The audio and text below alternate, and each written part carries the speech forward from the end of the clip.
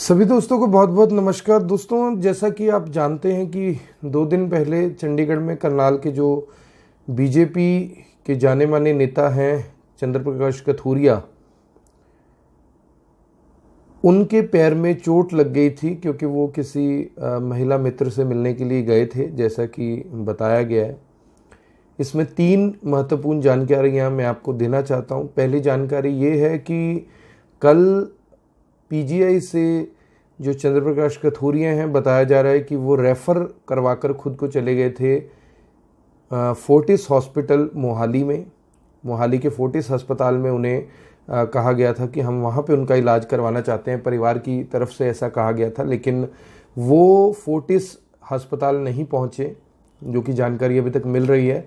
वो कहाँ पर हैं इस बारे में कोई जानकारी नहीं मिल पाई है, लेकिन सूत्रों के मुताबिक इस समय वो या तो पंचकुला में हैं या फिर करनाल में हैं, क्योंकि उनके पैर में फ्रैक्चर है। उनका परिवार उनके साथ है, तो इसलिए अभी तक ये आधिकारिक रूप से नहीं पता लग पाया कहाँ है, लेकिन सूत्र ये दावा कर रहे हैं कि या तो वो इस समय करनाल में हैं या फिर वो इस समय पंचकुला में। और ज़्यादा इस बात की संभावना है कि वो इस समय करनाल में हो सकते हैं, क्योंकि करनाल उनका गृह क्षेत्र भी है, गृह जिला भी है।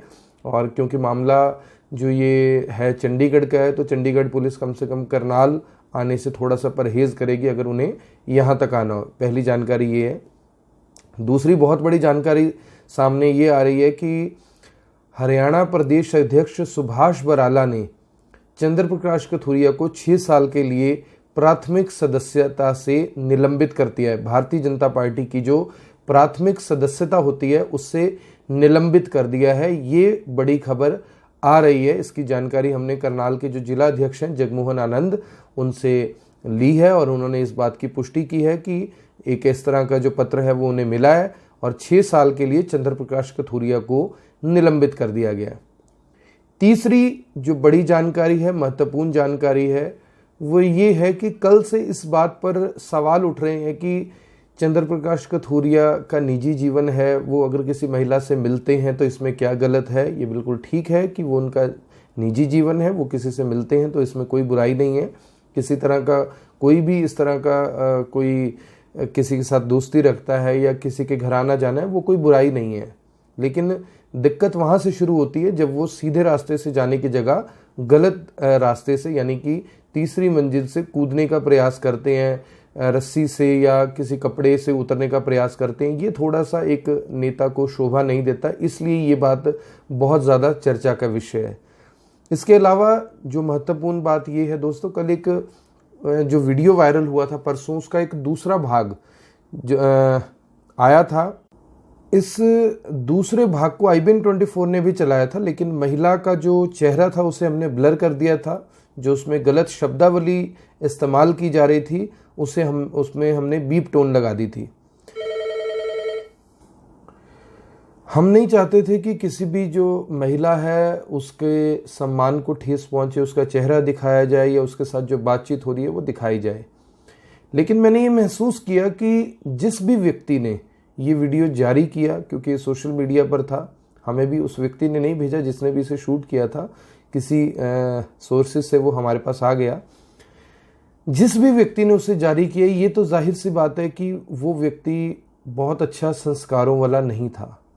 बहुत गंदे शब्दों का उपयोग किया गया एक महिला के लिए।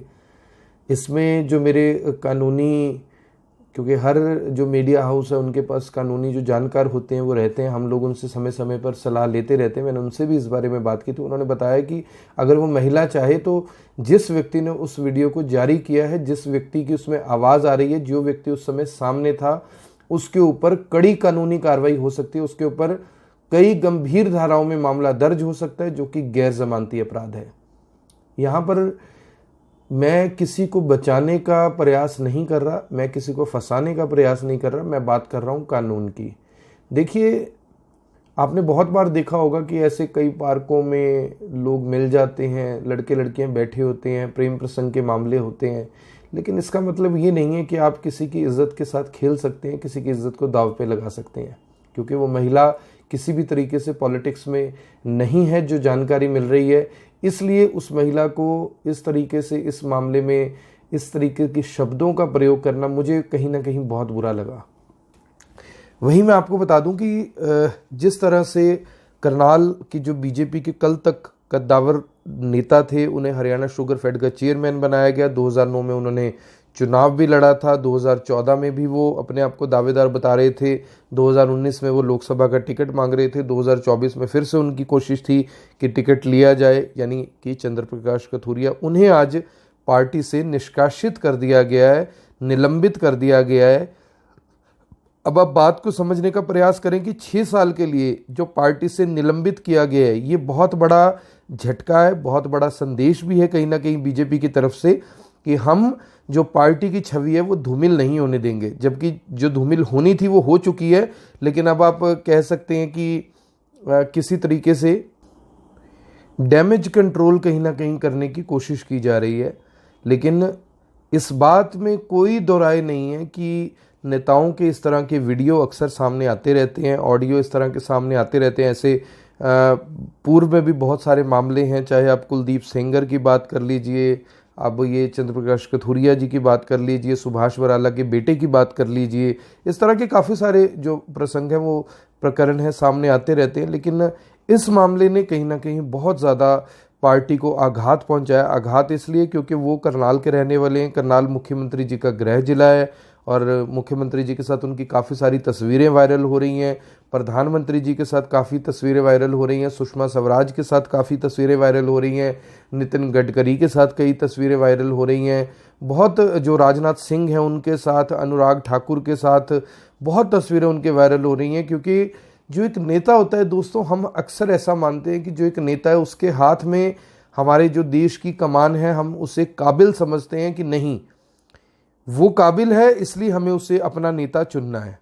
इसलिए ज़्यादा सवाल उठ रहे हैं। मैं फिर से आपको बता देता हूं कि इसमें कोई बुराई नहीं है, आपका अपना निजी जीवन है, आप किसी से भी मिल सकते हैं, कुछ भी कर सकते हैं। लेकिन जब आप एक पब्लिक डीलिंग सीट पे हैं, जब आप जनता को मिलने के लिए एक ऐसे पद पर, एक ऐसी कुर्सी पर है जहां पर बहू, बेटियां, माताएं, कोई भी आपसे मिलने के लिए आ सकता है, वहां पर आपसे इस तरह की अपेक्षा नहीं की जाती, आपसे इस तरह की उम्मीद नहीं की जाती कि आप इस तरीके से कोई संबंध में रहेंगे, और अगर रहते भी हैं तो इस तरह से जो पीछे का दरवाज़ा है, बैक डोर जिसे कहा जाता है, वहाँ से उतरेंगे। ये जो 3 मामले मैंने आपको बताए बहुत गंभीर हैं। राजनीतिक तौर पर मैं नहीं कह सकता कि उनको कितना नुकसान होगा, सामाजिक तौर पर काफ़ी नुकसान ज़रूर हुआ होगा, परिवार के लिए बेहद यानी कि मुश्किल भरे ये क्षण होंगे, मैं इस बात को समझता हूँ। लेकिन इसमें परिवार की या समाज के और लोगों की गलती नहीं है, क्योंकि कुछ तो लोग कहेंगे, लोगों का काम है कहना।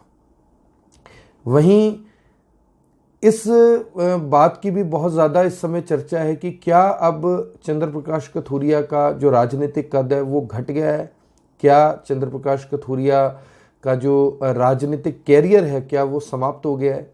तो मुझे लगता है कि ऐसा नहीं है। कम इसे ज़रूर कहा जा सकता है, लेकिन ख़त्म हो गया है ऐसा नहीं है। क्योंकि जो जनता है, जो देश है, वो कुछ महीनों बाद, कुछ सालों बाद, कुछ दिनों के बाद, कुछ क्षणों के बाद वो चीज़ें भूल जाया करता है। ये आप सभी लोग जानते हैं। इस समय स्थिति काफ़ी ज़्यादा यानी कि गंभीर ज़रूर है, लेकिन आने वाले समय में ये गंभीर नहीं रहेगी। फ़िलहाल मैं इजाज़त चाहूँगा आपसे। जो बातें मैं कहना चाहता था वो मैंने आपको बता दी। पहली कि चंद्र प्रकाश कथूरिया इस समय पीजीआई में नहीं है, फोर्टिस अस्पताल मोहाली में नहीं है, या तो वो इस समय करनाल है या पंचकुला है। जैसा कि सूत्र हमें बता रहे हैं कि ज़्यादा संभावना ये है कि वो इस समय करनाल में हो सकते हैं, क्योंकि वो इनका गृह जिला है। दूसरा, पार्टी ने उन्हें 6 साल के लिए निलंबित कर दिया है, पार्टी से बाहर कर दिया है।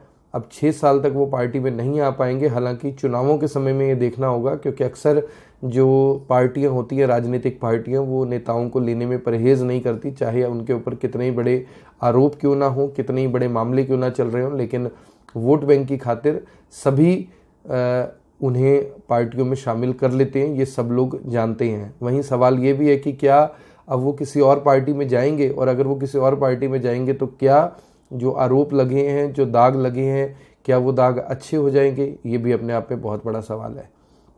इसलिए आप सभी लोगों से ये अपील ज़रूर रहेगी कि लगभग 10-12 मिनट का ये वीडियो है, इस वीडियो को ज़्यादा से ज़्यादा शेयर ज़रूर करें।